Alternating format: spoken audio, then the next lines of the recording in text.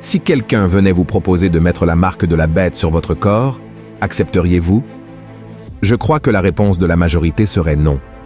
Cependant, le projet de la marque de la bête est déjà une réalité dans notre société, et beaucoup de gens tombent dans ce piège sans même s'en rendre compte. En faites-vous partie? Seriez-vous capable de reconnaître les signes que cela se produit déjà? Dans la vidéo d'aujourd'hui, je veux vous alerter sur ce sujet sérieux, car les signes sont évidents, et il est important que tout le monde soit attentif pour ne pas être pris au dépourvu. Si vous souhaitez connaître ces signes, je vous invite à regarder la vidéo complète. Avant cela, j'aimerais beaucoup que vous vous abonniez à ma chaîne. Il suffit de cliquer sur le bouton d'abonnement sous la vidéo et, en le faisant, vous verrez une icône de cloche. Cliquez également sur cette cloche et sélectionnez l'option « Toutes » pour recevoir toutes les vidéos dès que je les publierai. Alors, venez participer avec moi. Frères et sœurs, pour reconnaître les signes du projet de la marque de la bête parmi nous, il est nécessaire d'analyser quelques points. Le premier d'entre eux est de comprendre la différence entre les informations que le monde nous transmet via Internet et la télévision et les vérités que la parole de Dieu nous a déjà révélées. Le grand problème survient lorsque beaucoup préfèrent chercher des connaissances uniquement par ces moyens de communication et oublient de chercher le savoir dans la Bible.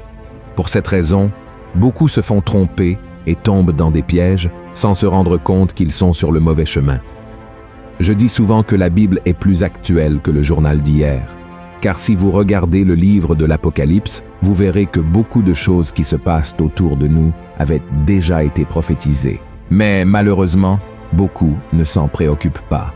C'est pour cela que dans l'Apocalypse, chapitre 13, verset 14, la Bible dit « Comment les habitants de la terre seront trompés pour recevoir la marque de la bête sur leur corps. Regardez ce qui est écrit. » Et elle séduisait les habitants de la terre par les prodiges qu'il lui était donné d'opérer en présence de la bête, disant aux habitants de la terre de faire une image à la bête qui avait la blessure de l'épée et qui vivait. Regardez cela, frères et sœurs, des signes seront accomplis au nom de la première bête, et c'est par eux que les habitants de la terre seront trompés. Et pour mieux comprendre ces signes, nous devons analyser les informations que le prophète Isaïe nous a laissées concernant la chute de Lucifer. Voyez ce qu'il a dit. « Te voilà tombé du ciel, astre brillant, fils de l'aurore. Tu es abattu à terre, toi, le vainqueur des nations. Tu disais en ton cœur, je monterai au ciel, j'élèverai mon trône au-dessus des étoiles de Dieu. Je m'assiérai sur la montagne de l'assemblée, à l'extrémité du septentrion. Je monterai sur le sommet des nues, je serai semblable au Très-Haut. » Les paroles de Lucifer n'ont servi qu'à provoquer une rébellion dans les cieux, car il n'avait ni l'autorité ni le pouvoir suffisant pour prendre la place de Dieu. Avec lui, il y avait d'autres anges qui se sont également rebellés et ont été chassés des cieux. Voyez ce qui est écrit. « Et il y eut guerre dans le ciel. Michel et ses anges combattirent contre le dragon. Et le dragon et ses anges combattirent, mais ils ne furent pas les plus forts. Et leur place ne fut plus trouvée dans le ciel. Et il fut précipité, le grand dragon, le serpent ancien, appelé le diable et Satan, celui qui séduit toute la terre.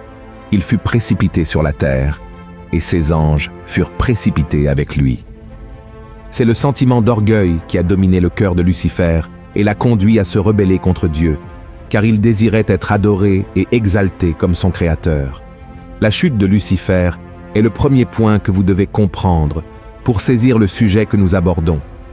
Le deuxième point concerne la tentation de Jésus dans le désert, où Satan a utilisé toutes ses stratégies pour le faire pécher. La Bible rapporte que Satan a tenté de tromper Jésus dans 3 domaines spécifiques, et c'est dans ces mêmes domaines que l'ennemi continue de nous tenter chacun de nous.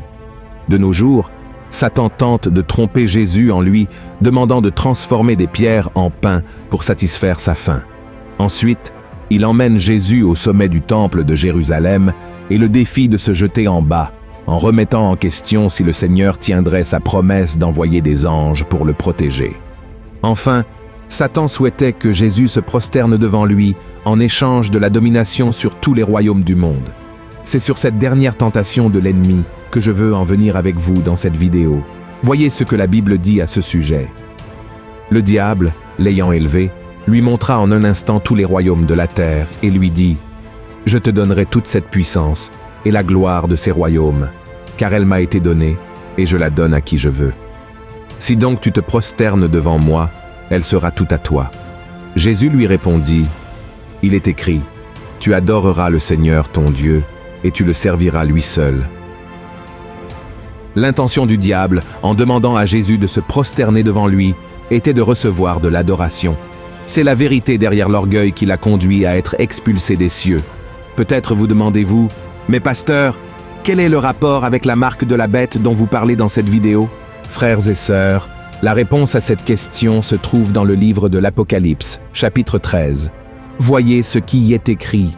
« Et il lui fut donné d'animer l'image de la bête, afin que l'image de la bête parlât, et qu'elle fit que tous ceux qui n'adoreraient pas l'image de la bête fussent tués. Et elle fit que tous, petits et grands, riches et pauvres, libres et esclaves, reçussent une marque sur leur main droite ou sur leur front, et que personne ne put acheter ni vendre, sans avoir la marque, le nom de la bête ou le nombre de son nom. » Comme nous pouvons le constater, l'intention de Satan en utilisant la marque de la bête sur l'humanité est de chercher l'adoration pour lui-même. Cette manipulation est déjà en cours parmi nous. L'adoration est quelque chose d'intrinsèque à notre être, car nous avons été créés pour adorer et exalter le nom de Dieu. Lorsque nous donnons notre vie à Jésus, nous prenons l'engagement de l'adorer exclusivement. Cependant, si nous brisons cet engagement, il y a une tendance à diriger notre adoration vers d'autres choses. Malheureusement, dans le monde dans lequel nous vivons, avec toutes les transformations technologiques et sociales, beaucoup de personnes échangent l'adoration de Dieu contre l'adoration des choses terrestres. Beaucoup ne perçoivent même pas le piège dans lequel ils tombent. Lorsque la marque de la bête sera introduite, beaucoup n'hésiteront pas à la recevoir, car elle apportera des facilités et des bénéfices pour la société moderne. C'est dans ces illusions que beaucoup sont trompés et amenés à exalter le nom de Satan. Par conséquent, nous devons ouvrir les yeux et analyser ce que nous permettons d'entrer dans notre vie. Que ce soit dans les musiques que nous écoutons, dans les contenus que nous consommons sur Internet, dans les vêtements que nous portons, dans les tatouages que nous faisons ou même dans certains spectacles, de nombreux artistes utilisent leur influence pour amener les foules à adorer le diable de diverses manières. Certains sont même manipulés pour servir de sacrifices sataniques, comme fut le cas du rappeur américain Travis Scott, qui l'année dernière a été impliqué dans une tragédie lors d'un de ses concerts. Le chanteur a attiré des milliers de fans pour la tournée de son album intitulé Astro World. La scène était remplie de symboles sataniques, simulant les portes de l'enfer, et il y avait des inscriptions telles que « Je te verrai de l'autre côté ». Malgré les références claires à l'adoration du diable, cela n'a pas empêché la présence de milliers de jeunes et d'adolescents qui ont passé des heures dans un environnement avec ces thématiques sataniques. De nombreux jeunes ont été avertis que ces concerts étaient des rituels, mais malheureusement, cela n'a pas suffi. 10 personnes ont fini par être tuées et des dizaines d'autres ont été grièvement blessées dans un accident tragique sur le site.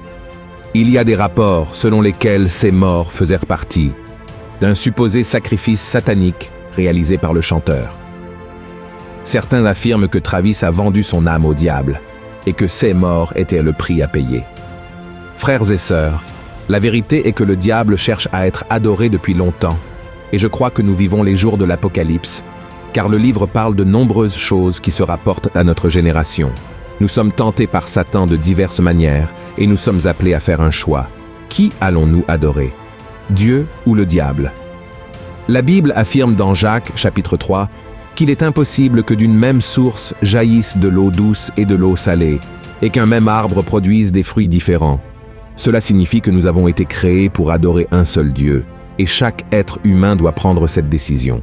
Il y a un désir d'adoration en chacun de nous, et beaucoup de personnes mettent cette adoration dans les artistes, les équipes de football et même les politiciens. Je ne dis pas qu'il est mauvais d'aimer un certain chanteur ou de soutenir une équipe de football. Ce que je veux dire, c'est que ces choses ne doivent pas occuper la place de Dieu dans votre vie.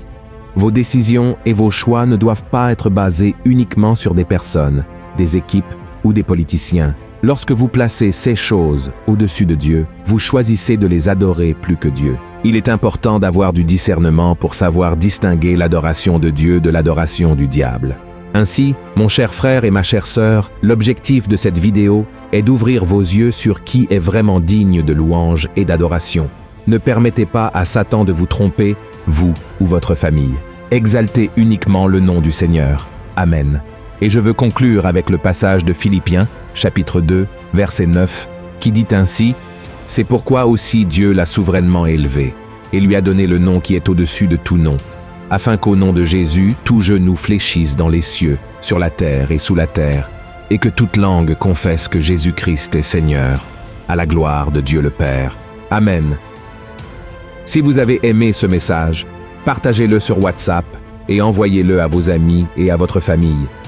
Répandons ensemble la parole de Dieu.